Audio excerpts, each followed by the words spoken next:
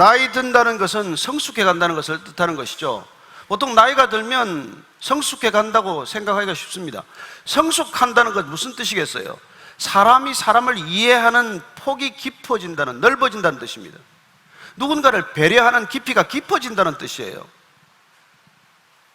그렇습니다. 사람이 성숙해 간다는 것은 나이 들면 지극히 자연스러운 일이에요. 그러나 그럼 우리가 나이 든다고 다 그렇게 성숙합니까? 아니, 그렇지는 않아요. 나이 들면서 더 추하게 늙는 사람들도 뜻밖의 너무나 많습니다. 그럼 도대체 신앙인은 어떻게 늙어야 합니까? 어떻게 나이 들어가야 하는 것입니까? 물론 신앙인은 신앙의 힘으로 더욱더 성숙해야겠죠. 더 많은 사람을 포용할 수 있고, 더 많은 사람을 배려할 수 있고, 인간을 이해하는 폭과 깊이가 더 넓어지고 깊어져야 되지 않겠습니까?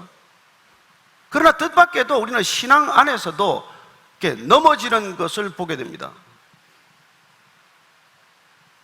오늘 우리는 이 읽은 짧은 본문을 통해서 노아가 왜 실수를 하게 되었는지, 그리고 그 실수를 대한 아들들은 아버지의 실수에 대해서 어떻게 반응했는지, 나아가서 우리가 이 허물 많고 실수가 많은 시대에 어떻게 다른 사람들의 실수에 대해서 우리는 반응해야 하는지를 하나님께서 말씀해 주고 계신 것입니다. 먼저 우리가 18절 말씀 다시 한번 읽겠습니다. 18절 19절입니다. 시작. 방주에서 나온 노아의 아들들은 셈과 함과 야벳이며, 함은 가나안의 아버지라. 노아의 이 세 아들로부터 사람들이 온 땅에 퍼지니라. 방주에서 8명이 나왔어요. 노아의 세 아들, 그리고 그 며느리들, 자부들, 이 8명이 나왔는데, 그 중에 오늘 보니까 함의 아들 가나안이라는 이름이 등장합니다. 함은 둘째 아들인데 왜 가나안이라고 하는 이름이 등장할까요? 모세가 이 창세기 출애굽기를 기록했을 때 그는 벌써 가나안 땅을 바라보고 있는 사람이에요. 그러니 지금 이 창세기 9장에서 벌써 가나안의 이름을 등장시키는 어떤 복선이 있다는 것을 알게 됩니다. 가나안이라는 이름의 뜻은 천하다, 낮다라고 하는 뜻이에요. 그래서 앞으로 이 가나안 땅이라고 하는 땅은 산악지대가 아닙니다. 높은 땅이 아니에요. 낮은 땅입니다. 낮은 땅. 근데 어쨌든 이 가나안의 이름이 등장하는 것을 통해서 우리는 함과 가나안이 아버지 노아에 대한 어떤 행동을 통해서 우리에게 알려주고자 하는 메시지가 있다는 것이죠. 오늘 어쨌든 이 8명이 방주에서 나왔습니다. 홍수 심판은 끝났습니다. 이 8명으로부터 온 땅에 인류가 퍼졌다라고 기록하고 있어요. 아니, 단 8명을 통해서 온 세상에 사람이 다시 가득히 번성해가는 것을 보는 것이죠. 주님께서 명령하셨습니다. 너희들은 온 땅에 충만하라, 번성하라고 명령하셨고, 그 명령은 지켜질 수 있는 명령이에요. 그렇습니다. 8명을 통해서도 이렇게 사람이 불어난다는 것을 통해서 우리는 어떤 생각을 한 가지 할 수 있을까요? 예수님께서 12제자를 통해서 이 땅에 놀랍게도 하나님 나라를 온전히 이루고자 하셨습니다. 12명을 통해서 12이 만약에 또 12제자를 낳아서 그게 144명이 되고, 또 12제자를 낳고 12제자를 낳으면, 만약에 그렇게 복음이 전해질 수만 있다면 얼마 만에 이 땅에 온 땅이 복음화가 될까요? 제가 어제 이 말씀 준비하다가 계산기로 두들겨 봤어요. 12 곱하기 12 곱하기 12 곱하기 12 곱하기 12 했더니 6세대가 지나니까 300만이 넘었어요. 아시겠습니까? 그 다음에 8세대가 지나니까 4억이 됐어요. 9세대째에 50억이 넘었습니다. 9세대라면 30년 한 세대로 잡으면 390, 39, 27, 270년, 300년 안에 온 인류가 복음화 될 수 있다는 계산이죠. 제가 무슨 다단계 판매 조직입니까? 그런 건 아니에요. 그들도 이런 비슷한 계산을 하다가 결국은 한순간에 망하는 것을 보게 되죠. 야, 12는 조금 많다. 셋이면 어떨까요? 셋씩 계산을 했어요. 그랬더니 6세대가 지나면 300만이 되었어요.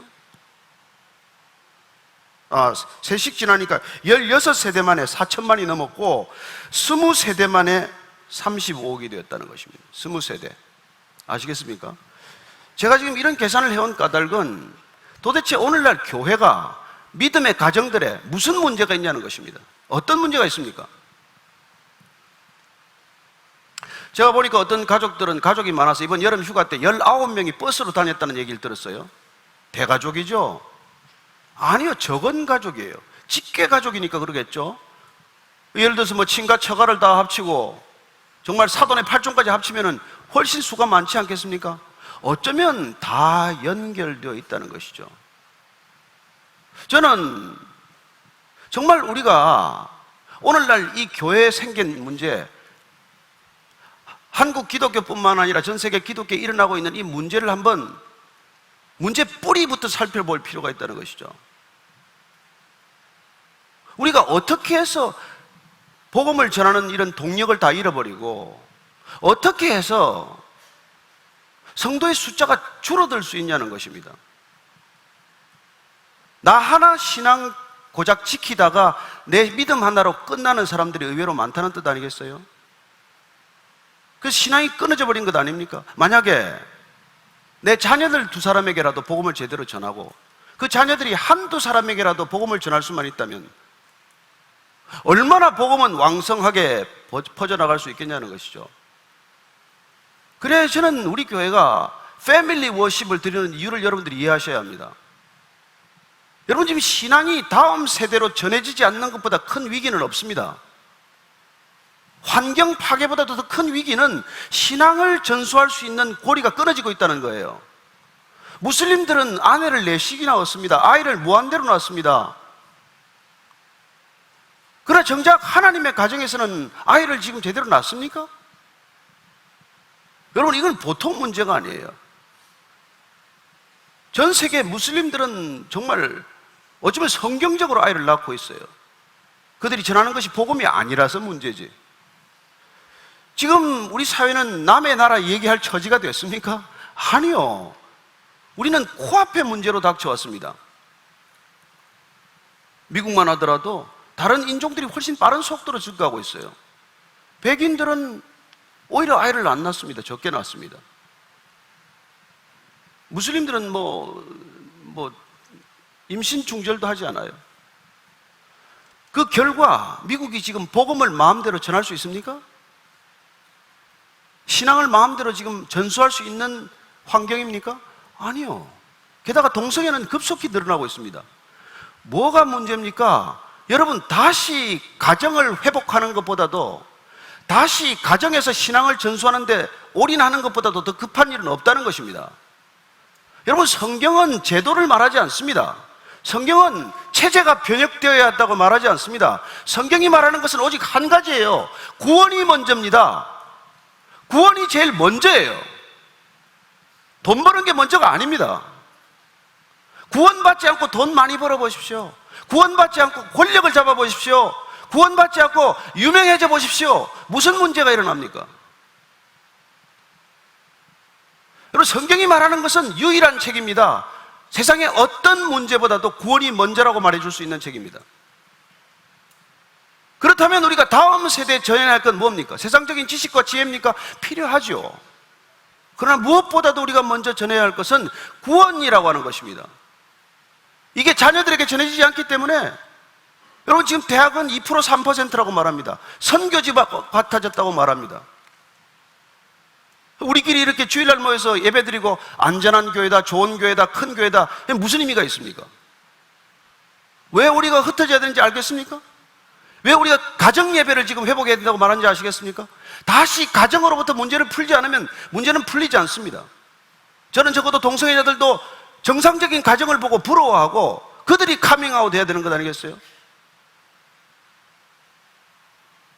우리 자녀들이 부모를 보고 결혼에 대한 꿈을 가져야 되지 않겠습니까? 나도 우리 아버지 같은, 아빠 같은 남편, 우리 엄마 같은 아내를 얻고 싶다. 나도 빨리 결혼하고 싶다. 아름다운 가정을 이루고 싶다. 이게 꿈이어야 하지 않겠냐고요. 저는 하나님께서 우리에게 그런 축복을 허락하셨음에도 불구하고 우리는 점점 그 길로부터 멀어지고 있어요. 한국도 남의 얘기할 때가 아닙니다. 아마 금방 복음을 전하는 것이 쉽지 않은 상황이 되겠죠.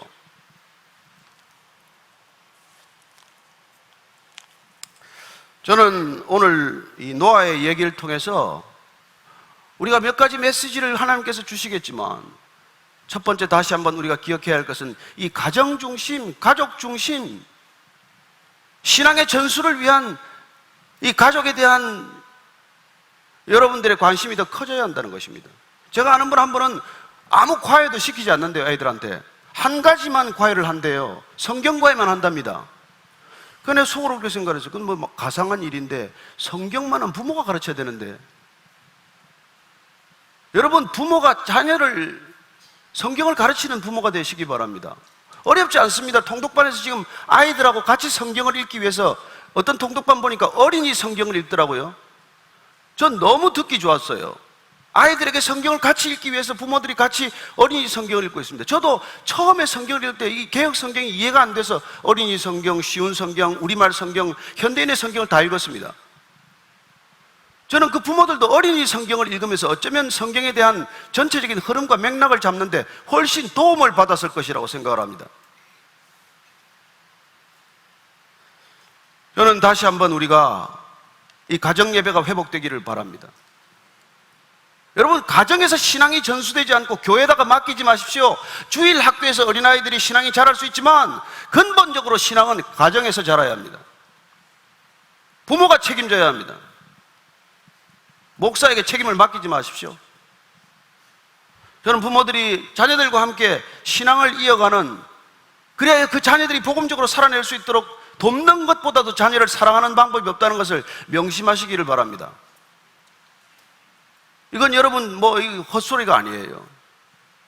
자녀를 사랑하십니까? 여러분, 인류대학 보내는 것보다 더 중요한 게 있다는 거 아십니까? 그 자녀들이 좋은 결혼하는 것보다도 더 중요한 게 있다는 거 아십니까? 그게 저와 여러분들의 확고한 믿음이 아니고서는 이 신앙은 안전해진다는 것입니다. 저를 낯선 사람 보듯이 보지 마시고, 여러분, 이 얘기를 정말 우리가 실천해 내지 않으면 신앙은 전해지지 않습니다. 간단한 일이 아니에요. 20절, 21절 말씀 읽겠습니다. 시작. 노아가 농사를 시작하여 포도나무를 심었더니 포도주를 마시고 취하여 그 장막 안에서 벌거벗은지라. 노아가 농사 시작한 게 잘못됐습니까? 포도나무 심은 게 잘못됐겠습니까? 포도나무 심고 포도를 수확한 게 잘못됐겠습니까? 수확한 포도로 포도주를 담근 게 잘못이겠습니까? 문제는 포도주를 마시고 취했다는 것입니다. 아니, 노아가 어떤 사람입니까? 6장 9절을 보면 노아는 의인이라 당대의 완전한 자라, 하나님과 동행하였다라고 기록했던 사람인데 어떻게 이런 실수를 한 줄 짓냐는 것입니다. 그것도 젊은 나이입니까? 아니요, 600세가 넘었어요. 왜 이런 실수를 한 것입니까? 그리고 취한 결과 어떤 일이 일어났습니까? 취했더니 벌거벗었다라고 기록하고 있습니다. 성경은 뭐라고 말합니까? 술 취하지 말라, 이는 방탕한 것이니 오직 성령의 충만을 받으라고 말합니다. 왜 하필 술 취하는 것과 성령 충만을 비교하고 있습니까? 비슷하기 때문이에요. 저는 두 쪽 다 취해봤어요. 비슷해. 취하면 내 의지대로 못 움직입니다. 아시죠? 고개 끄덕거리는 사람이 있네. 내 의지대로 안 된단 말이에요. 내 의지를 누군가 가로챈 거예요. 그런 의미에서는 비슷하지만, 그러나 나를 가로챈 존재가 나를 어디로 데려갑니까? 데려가는 곳은 정반대입니다. 성령은 항상 우리를 충만케 하셔서 하나님께로 인도합니다. 말씀으로 인도합니다. 그러나 술은 우리를 취하게 해서 어디로 데려갑니까? 로마서를 한번 보시죠. 로마서 13장 13절 14절입니다. 로마서 13장 13절 14절. 자, 찾으신 분 같이 읽습니다. 시작. 낮에와 같이 단정히 행하고 방탕하거나 술 취하지 말며 음란하거나 호색하지 말며 다투거나 시기하지 말고 오직 주 예수 그리스도로 옷 입고 정욕을 위하여 육신의 일을 도모하지 말라. 여러분, 술 취해서 안 되는 이유가 뭡니까? 방탕해 음란해진다는 것입니다. 음란해진다는 거예요. 호색하게 된다는 것입니다. 다투거나 시기한다는 것입니다. 정욕을 위하여 육신의 일을 도모한다는 거예요. 여러분, 이게 다 묶여 있습니다.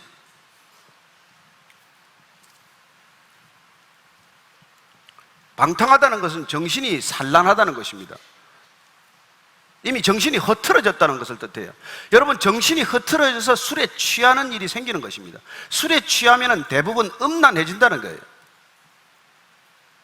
여러분, 남자나 여자나 지금 대한민국에 술 취해서 생기는 일들이 얼마나 많습니까?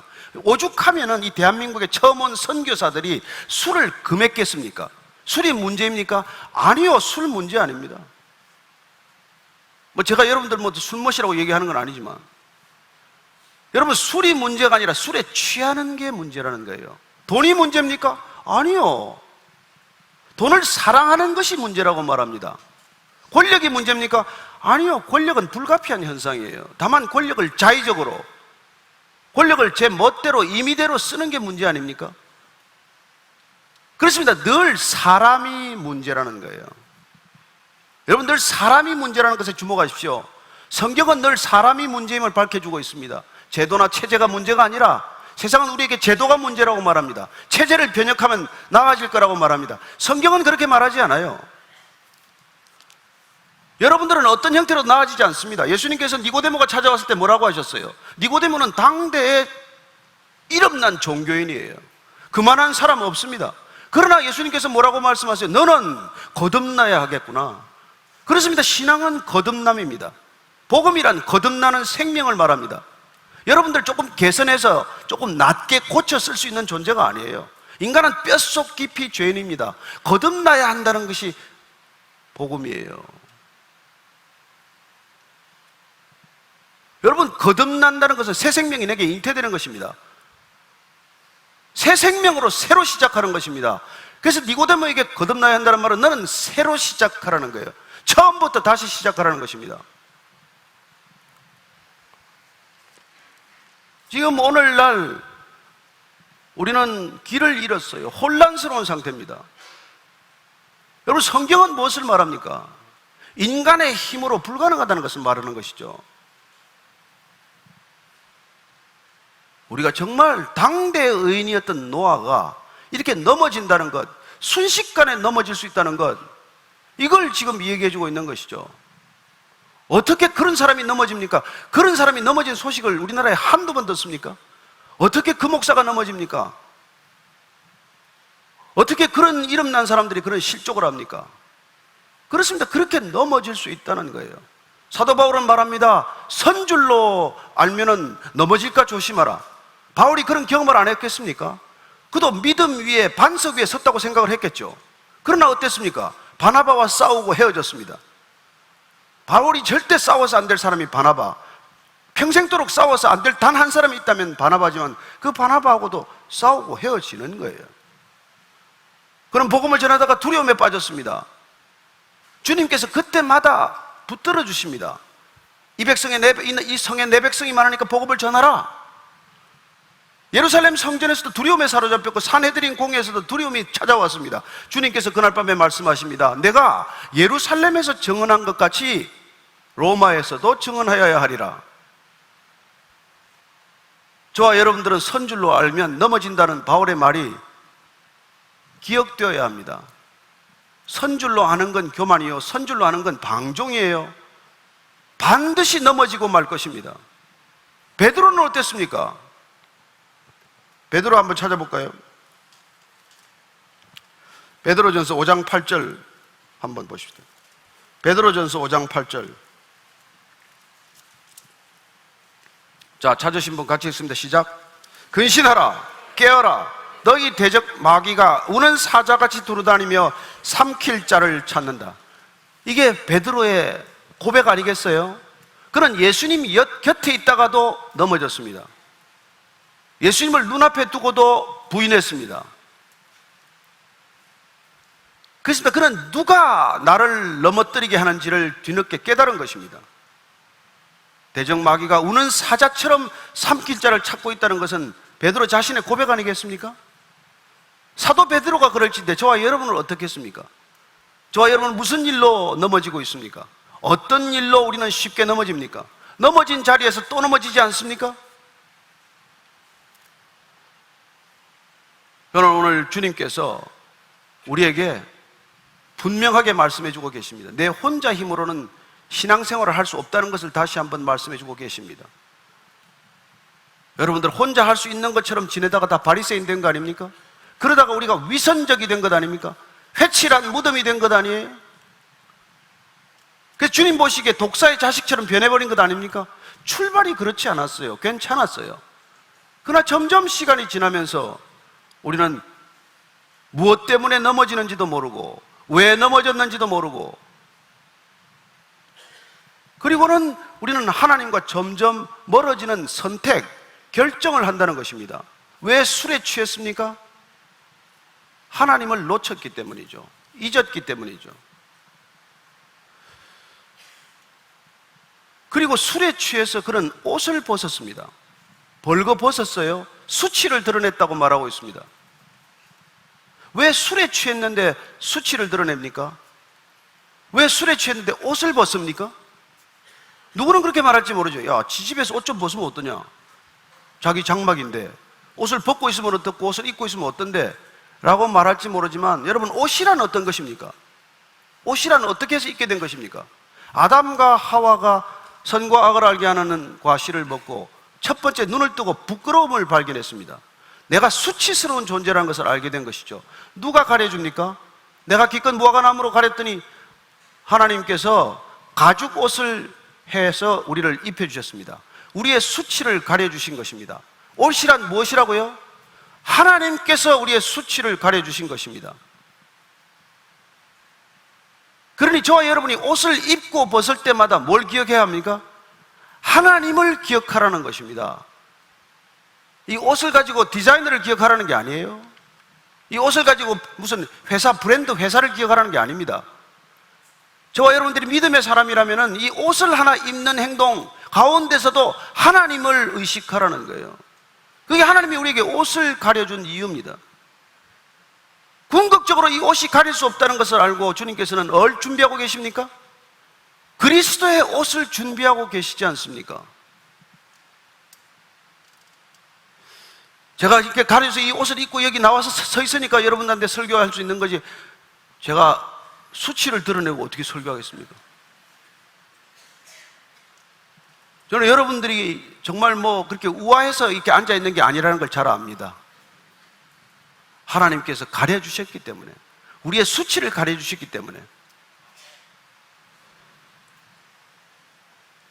오늘 말씀은 이 수치를 드러낸 것, 그게 무엇 때문인지를 우리에게 알려주고 있다는 것을 기억하십시오. 저는 여러분들이 술에 취해서 옷을 벗는 일이 없게 되기를 바랍니다. 그러면 권력에 취하는 건 어떨까요? 돈에 취하는 건 어떻습니까? 인기에 취하는 건 어떻습니까? 아니, 우상에 빠지는 건 어떻습니까? 무엇에 빠지건 무엇에 취하건 무엇에 중독되건 우리는 그 결과가 반드시 수치를 드러내는 일이라는 것을 기억하십시오. 하나님을 망각하고 하나님을 떠난 인간이 갈 수 있는 길, 우리가 하나님을 떠나고 하나님을 벗어나서 행할 수 있는 일이란 고작해야 술에 취해서, 우리가 가진 것들에 취해서 기껏해야 옷을 벗는 행동이라는 것입니다. 부끄러움을 겪는 일이라고 말합니다. 하나님을 떠난 사람들이 궁극적으로 가는 길이 결국은 수치를 드러내는 길이요, 부끄러움을 겪는 길이라는 것을 기억하십시오. 저는 여러분들이 하나님을 떠나지 않게 되기를 축복합니다. 하나님께 꼭 붙들려 있기를 축복합니다. 그게 여러분 신앙생활 하는 것이죠. 그러나 얼마나 놀랍습니까? 한순간에 하나님을 놓쳤더니 그는 수치를 드러내고 마는 것이죠. 자, 오늘 본문은 그럼 수치에 있습니까? 아니요. 이 노아의 수치를 드러낸 일에 대해서 셈과 함과 야벳 세 아들이 어떻게 반응했느냐에 오늘 우리는 더 주목할 필요가 있다는 것이죠. 22절, 23절입니다. 같이 읽습니다. 시작. 가나안의 아버지 함이 그의 아버지의 하체를 보고 밖으로 나가서 그의 두 형제에게 알림해 셈과 야벳이 옷을 가져다가 자기들의 어깨에 메고 뒷걸음쳐 들어가서 그들의 아버지의 하체를 덮었으며 그들이 얼굴을 돌이키고 그들의 아버지의 하체를 보지 아니하였더라. 여기 가나안이 등장했죠. 어쩌면 이 노아의 사건 가운데 함과 그 아들 가나안이 연루되어 있다는 것을 알게 됩니다. 아버지가 이렇게 벌거벗고 누워있는 것을 보았을 때 이들은 어떻게 했습니까? 함과 가나안은 두 형제에게 알렸다라고 되어 있습니다. 알렸다라는 말은 눈에 띄었다로부터 시작이 됩니다. 눈에 보았어요. 근데 이 알렸다라는 것은 비난의 의도를 품고 다른 사람에게 전파하는 것이죠. 다른 사람을 이걸 폭로하는 것을 말하는 것입니다. 아버지의 실수를 보고 이걸 폭로했다는 것이 오늘 첫 번째 반응입니다. 자, 이 얘기를 들은 셈과 야벳은 어떻게 합니까? 그들은 아버지의 옷, 어쩌면 외투겠죠. 어쩌면 아버지가 덮던 담요일 수도 있겠습니다. 그걸 어떻게 한다고요? 그걸 자기들 등 뒤에 어깨에 메고 뒷걸음질 쳐서 아버지의 하체를 보지 않기 위해서, 아버지의 수치를 보지 않기 위해서 뒷걸음질 쳐서 아버지를 덮어주었다고 기록하고 있습니다. 자, 이 두 가지 반응이 왜 중요합니까? 우리가 남의 실수를 보고 반응할 수 있는 게 이 두 가지라는 뜻이에요. 두고 올 다음 세대가 실수를, 남의 실수와 허물을 대할 때 이런 반응을 보이게 된다는 것입니다. 특별히 노아는 아버지 아닙니까? 아버지의 수치를 어떻게 해야 됩니까? 여러분들에게 부족한 부모가 계실 수 있습니다. 우리는 점점 나이 들면서 부모가 무력하다는 걸 알게 됩니다. 처음에는 위대한 아버지, 위대한 어머니였는데 점점 중학교, 고등학교 가면은 말 안 듣기 시작하죠. 부모가 작아지니까. 대학교 가면은 부모가 무식해 보입니다. 결혼하면은 부모가 정말 어리석어 보입니다. 자기가 애를 낳고 길러보지만 부모는 점점 무기력해집니다. 그렇게 무기력해진 부모를 어떻게 하시겠습니까? 치매에 걸린 부모를 어떻게 하시겠습니까? 오늘 저와 여러분들이 이 부모를 대하는 태도가 얼마나 중요하다는지 성경은 말씀해 주고 있습니다. 나중에 출애굽기로 가면 모세가 10계명을 받을 때 모세의 10계명은 어떻게 되어 있습니까? 첫 계명부터 네 계명은 하나님과 인간과의 관계를 규정하는 것입니다. 제 6계명 살인하지 말라, 간음하지 말라, 거짓말하지 마라, 이웃의 것을 탐하지 말라, 이 모든 인간과의 관계를 규율한 나머지 5개, 이 계명과의 사이에 제 5계명으로 있는 게 뭡니까? 내 부모를 공경하라는 것입니다. 내가 머무르는 땅에서 장수할 것이라고 말합니다. 부모를 공경하라. 그렇다면 이 부모를 공경하는 일, 부모와 자녀들의 관계는 어떤 관계입니까? 하나님과 인간과의 관계, 인간과 인간과의 관계를 잇는 브릿지와도 같은 관계라는 것을 알게 됩니다. 모든 인간관계는 하나님으로부터 비롯됩니다. 그러나 하나님과의 관계는 부모를 통해서 전수되는 것이죠. 부모란 어떤 존재입니까? 하나님을 대리하는 존재예요. 왜 여러분 그 가정에 태어났습니까? 왜 우리 자녀를 우리 믿는 가정에 주셨습니까? 세상에 빼앗기지 말라는 거예요. 왜 그 자녀를 다른 가정에 하고 저와 여러분 믿는 가정에 주십니까? 그 자녀를 빼앗기지 말라고 주신 거예요. 그럼 이 자녀들은 어떻게 부모를 대해야 합니까? 부모가 사랑으로 대했다면, 부모가 자녀들의 허물을 폭로하지 않았다면, 부모가 끊임없이 자녀들의 허물을 가리고 덮어주었다면 그 자녀들 또한 부모의 허물을 가려줘야 한다는 것입니다. 어쩌면 세 아들 중에서 함과 노아의 관계가 상처가 있었을지도 모르겠어요. 함이 유독 야단을 많이 맞았을지도 모르겠어요. 그러나 어쩌면 아버지에 대한 분노를 이런 식으로 표출했을지도 모를 일입니다. 그러나 어쨌건 그 결과는 어떻게 됩니까? 아버지의 허물을 폭로한 자와 아버지의 허물을 가려준 아들의 갈림길, 이 두 길은 어떤 결과를 초래하느냐는 것입니다. 24절부터 27절까지 읽겠습니다. 시작. 노아가 술이 깨어 그의 작은 아들이 자기에게 행한 일을 알고 이에 이르되 가나안은 저주를 받아 그의 형제의 종들의 종이 되기를 원하노라 하고, 또 이르되 셈의 하나님 여호와를 찬송하리로다. 가나안은 셈의 종이 되고 하나님이 야벳을 창대하게 하사 셈의 장막에 거하게 하시고 가나안은 그의 종이 되게 하시기를 원하노라 하셨더라. 여기 나온 말은 아버지의 예언적인 말씀입니다. 족장들이, 믿음의 족장들이 그 자녀들에게 예언적 기도를 해 주셨듯이 이 노아의 기도, 노아의 예언은 앞으로 올 자녀들에 대한 하나님의 축복과 저주를 분명하게 보여주고 있는 것이죠. 가나안, 왜 함이 아니고 가나안입니까? 함을 저주하면 함에게만 끝나는 줄 착각할 것 같으니까 가나안을 저주하는 것을 보게 됩니다. 그리고 이 가나안이 두고두고 이 문제를 일으킬 것이라는 것을 우리에게 미리 복선처럼 깔아놓고 있는 것이죠. 그렇습니다. 그 가나안은 종의 종이 될 것이라고 말합니다. 여러분, 왕의 왕은 가장 높은 왕이죠. 작은 자 중에 작은 자는 가장 작은 자죠. 종의 종은 가장 천한 종, 가장 낮은 종, 가장 불행한 인생이 된다는 것입니다. 어떻게 해서요? 아버지의 수치를 드러낸 사람, 내 부모가 이런 부끄러움을 가지고 있다고 폭로하는 사람, 부모를 배신하고 부모의 잘못을 온 사방에다가 전하는 사람, 이런 일을 하는 것은 결국 가장 천한 행동, 가장 낮은 일이 될 거라는 것이죠. 반면에 셈과 야벳은 어떻습니까? 그들을 종으로 부리게 된다고 말합니다. 여호와를 찬송하리로다. 셈을 축복한다는 말입니다. 야벳이 창대하게 될 것이라고 말합니다. 야벳이 셈의 장막에 함께 거할 것이라고 말합니다. 셈과 야벳은 축복을 나누어 가질 것이라고 말하는 것입니다. 무엇 때문에요? 아버지의 허물을 가려주었더니, 아버지의 허물을 덮어주었더니 하나님께서 그런 축복을 허락하신다는 것입니다. 자, 우리는 이런 시대를 살아갑니다. 비록 아버지뿐만 아니라 수많은 사람들이 남의 허물을 가지고 나타납니다. 남의 잘못을 우리에게 들이댑니다. 직접 보았으면 또 낫겠죠. 주워들은 겁니다. 본인이 확인도 하지 않은 거예요.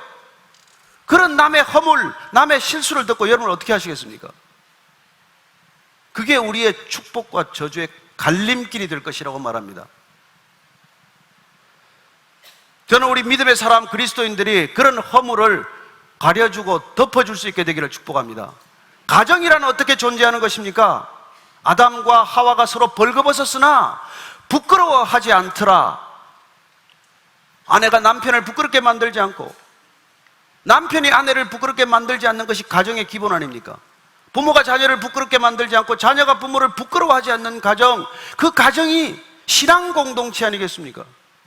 그런 믿음의 가정, 그런 가정은 축복을 받겠지만 가족들끼리 다투고 가족들끼리 나가서 무슨 얘기를 하고, 저는 우리 교회에 적어도 며느리 욕을 하는 시어머니가 없게 되기를 축복합니다. 시어머니 험담을 하는 며느리가 없을 줄로 믿습니다. 가장 바보 같은 짓, 가장 가난스러운 짓, 가장 비천한 행동, 가장 천박한 행동이 그런 행동이라는 것 오늘 기억하고 가시게 되기를 바랍니다. 교회란 어떤 곳입니까? 허물을 드러내는 곳입니까? 아니면 허물을 덮어주는 곳입니까? 범죄를 가려주라는 게 아닙니다. 고의적인 범죄와 우발적인 실수는 달라요. 여러분, 성경은 우발적인 범죄에 대해서는 도피성을 허락합니다. 고의적인 살인을 한 경우에는 도피성에 들어가도 소용없어요. 그건 분리되어야 합니다. 그러나 우리는 실수할 수 있는 존재예요. 아무리 신앙의 위대한 신앙이라고 할지라도 실수할 수 있는 존재입니다. 제 전공은 실수하는 겁니다. 아시죠? 아무리 실수하고 설교를 해도 여러분 다 알아듣더라고요. 요셉을 다윗이라 해도 알아듣고, 그걸 가서 여러분들이 동네방네 떠들지 않기 때문에 그래도 사람이 오는 것 아닙니까? 저는 교회란 허물을 가려줘야 될 교회, 그 실수를 가려줘야 될 교회가 오늘날 세상 사람들보다 더 떠벌리는 곳이 되고 말았습니다. 하나님이 축복하시겠습니까? 어쩌면 교회부터 심판하려고 하지 않겠습니까? 오늘 노아가 적어도 나이 600살이 넘어서 홍수 대심판이 끝난 지가 얼마나 됐다고. 그럼에도 불구하고 인간은 잠깐 방심하면은, 잠깐 마음을 놓으면은 이런 실수를 할 수 있다는 것. 그렇습니다. 인간은 언제까지나 실수할 수 있는 존재이고, 그러나 하나님은 그것이 실수일 경우에는 허물을 가려주고 허물을 덮어주는 것이 사랑하는 것이라고 말씀해 주고 계신 것이죠. 여러분, 부모가 어려움을 겪고 있거나 부모가 힘든 상황을 겪고 있으면 그냥 내버려 두지 마십시오. 어떻습니까? 예수님께서 오셔서 뭐라고 말씀하십니까? 마가복음 7장 한번 찾아보십시오. 마가복음 7장 11절에서 13절까지 읽습니다. 시작. 너희는 이르되 사람이 아버지에게나 어머니에게나 말하기를 내가 드려 유익하게 할 것이 고르반 곧 하나님께 드림이 되었다고 하기만 하면 그만이라 하고, 자기 아버지나 어머니에게 다시 아무것도 하여 드리기를 허락하지 아니하여 너희가 전한 전통으로 하나님의 말씀을 폐하며 또 이 같은 일을 많이 행하느니라. 부모가 어려움을 겪고 있는데도 불구하고 고르반, 하나님의 일을 하나님께 드려야 된다라고 말하면서 부모를 어렵게 만드는 행동 하지 말라는 거예요. 제가 왜 이 무별 예배를 통해서 부모님 찾아가라고 말씀드린지 아십니까? 부모님이 양로원에 계시면 양로원에 가서 예배를 드리세요. 어떤 분은 뭐 성가대, 어떤 교회 성가대를 하기 때문에 다른 교회는 절대 못 간대요. 왜 그래야 합니까? 여러분, 하나님을 향한 사랑이 왜 꼭 교회에 머물러야 합니까? 저는 여러분들이 부모님을 찾아갈 수 있게 되기를 축복하고, 우리 그리스도인들의 가정이 적어도 이런 남다른 사랑을 우리가 보일 수 있다면 여전히 많은 사람들이 그리스도인에 대한 정말 좋은 생각을 갖지 않겠습니까? 주일 성수하느라고 아버지 보기가 어렵습니다. 아니요! 주일날 여기서 예배 드리지 못하더라도 부모님과 예배 드릴 수 있다면 예배 드리십시오. 부모님이 작은 교회 가면 작은 교회 같이 가보십시오. 그 교회에 헌금해 드리십시오. 그게 우리가 고르반에서 벗어나는 길이에요. 인간이 만든 제도, 인간이 만든 전통, 인간이 만든 그런 습관에서 벗어나는 것이야말로 하나님의 뜻을 좇는 길이고, 어쩌면 그 길이 좁은 길, 생명의 길 아닐까요?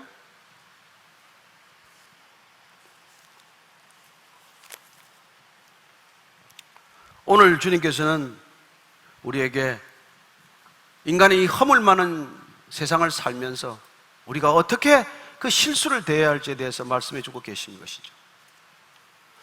28절, 29절 읽고 마칩니다. 시작. 홍수 후에 노아가 350년을 살았고 그의 나이가 950세가 되어 죽었더라. 그렇습니다. 그는 홍수 후에 350년을 더 살아서 잘 먹고 잘 살다가 950세가 돼서 죽었다. 이걸 기록하는 게 어떤 뜻을 가지고 기록한 것일까요? 여러분, 950세를 살건 머두셀라처럼 969세를 살건 1000년을 살건 우리는 우리의 실수와 허물은 인간이 가려주는 것만으로 완전치 않다는 것입니다. 노아의 얘기는 무엇을 말하고자 함입니까? 우리가 그렇게 의롭다라는 평가를 받더라도 우리가 다시 실족할 수밖에 없는 존재라면 우리의 허물은 인간의 노력으로 영원히 없어지지 않는다는 거예요. 그래서 우리는 두고 올 그리스도를 바라보게 됩니다. 결국 노아의 허물을 가려주었던 셈의 후손 아브라함, 아브라함의 후손 다윗, 다윗의 후손 예수 그리스도를 통해서 그분께서 우리의 옷을 다시 입혀줄 것임을 내다보고 있는 것이죠. 사도 바울은 그렇게 고백합니다. 우리가 아직 죄인 되었을 때 우리를 위하여 죽으심으로 하나님 아버지께서 자기의 사랑을 확증하셨다고 말씀하십니다. 우리의 가려지지 않는 수치, 우리가 걸핏하면 드러내는 수치, 뼛속 깊이 죄인으로 살아가는 우리를 가려주시기 위해서, 온전히 그 죄를 덮어주시기 위해서 십자가에서 본인 스스로 그 아들을 보내서 그 아들이 옷을 훌러덩 벗어버리고 벌거벗긴 채 피 흘리고 죽어갈 때 그 옷으로 우리를 덮어주시기 위해서 그분이 오실 것이라는 것을 말씀해 주고 계신 것이죠. 저와 여러분들이 입고 있는 이 옷을 입을 때마다 주님의 옷이라는 것을 기억하십시오. 세상 사람들이 옷 입는 것과는 다른 차원에서 옷을 입으십시오. 이 옷이 그리스도의 옷 되게 하십시오. 주님께서 우리를 가려주신 의의 옷으로 입고 다닐 수 있게 되기를 축복합니다. 무슨 브랜드 알리려고 하지 마십시오. 요새는 보니까 브랜드를 밖에 달고 손목에 달고 다는데 그래 안 달아도 됩니다. 그리고 누가 입는다고 그거 따라 입지 마십시오. 제가 보니까 어느 날 옷을 여기 빼 입더니 다 보니까 다 죄다 빼 입더만. 또 누가 무슨 잠옷 같은 걸 걸치더니 죄다 잠옷을 걸쳐요. 저는 그리스도로 옷 입는 저와 여러분 되기를 축복합니다. 이 세상의 옷을 따라가는 것 필요하지만, 그러나 우리가 궁극적으로 입어야 할 옷이 무슨 옷인지를 기억하시고, 그분께서 의의 옷을 입혀주지 않는다면, 우리가 그리스도로 옷 입지 않는다면 우리가 어딘들 하나님 나라를 경험할 수 있겠습니까? 저는 교회가 주일마다 여러분들이 그리스도의 옷을 입고 다시 올 수 있는 예배가 되기를 축복하고, 여기서 흩어져서 한 주간의 삶으로 흩어질 때 그리스도의 옷을 입고 이곳을 나갈 수 있게 되기를 축복합니다. 우리가 기도할 때 정말 주님, 저로 하여금 의의 옷을 입게 하여 주옵소서. 수치를 가려주셔서 감사합니다. 날마다 우리의 수치를 드러냈다면 서 있을 수 없는 존재지만, 하나님 아버지, 우리의 수치를 가려주시고 허물을 덮어주셔서 어디에 있으나 그리스도의 옷이 드러나게 하여 주옵소서. 그리스도의 의로움이 드러나게 하여 주옵소서. 한번 그렇게 간절히 기도하겠습니다. 하나님 아버지, 사랑하는 주의 백성들, 주님, 정말 이 험악한 시대를 살아갑니다. 악한 시대를 살아갑니다. 우리가 아무리 옷을 입고 있어도 발가 벗겨서 수치를 드러내고자 하는 시대를 살아갑니다. 하나님, 그러나 주님, 벗겨지지 않는 옷을 입혀 주옵소서. 그리스도의 옷을 입게 하여 주시옵소서. 그리스도의 피 묻은 옷을 입고 나아갈 때 주님, 하나님 의의 그림자가 온 땅 끝까지 덮이게 하시고, 물이 바다를 덮음같이 그리스도를 아는, 의로움을 아는 의가 온 땅 가운데 가득하게 하여 주옵소서. 살아계신 하나님 아버지, 이 땅의 모든 그리스도인들이 주께서 가려주는, 수치를 가려주는 그 능력으로 누군가의 허물을 가려주게 하여 주시옵소서. 그리하여 주님께서 우리에게 말씀하셨습니다. 너희들이 몇 번이나 용서하려느냐? 70번씩 7번이라도 용서하라. 하나님, 우리가 그렇게 용서받았다면 누군들 그렇게 용서할 수 없겠습니까? 하나님, 용서할 수 있는 사람 되게 하여 주옵소서. 포용할 수 있는 사람 되게 하여 주옵소서. 누군가의 허물을 가려주는 사람 되게 하여 주옵소서. 하나님, 우리 모두가 그런 놀라운 은혜의 사람들 되게 하여 주옵소서. 살아계신 하나님 아버지, 우리에게 그런 능력이 임할 수 있도록 성령으로 충만케 하여 주옵소서. 술 취하지 않게 하시고 방탕하지 않게 하시고 오직 성령으로 충만케 하셔서 어디를 가나 그리스도의 옷을 입혀드리는 귀한 믿음의 사람들 다 되게 하여 주옵소서. 살아계신 하나님 아버지, 주께서 입혀주신 그리스도의 옷 입고 세상 가운데서 누군가의 허물을 가려주고 덮어주는 사람들 다 되게 하여 주옵소서. 이 땅 가운데 진정한 하나님의 나라가 의의 옷을 입은 그리스도의 군사를 통해서 이루어지게 하여 주옵소서. 예수님 이름으로 기도합니다. 아멘.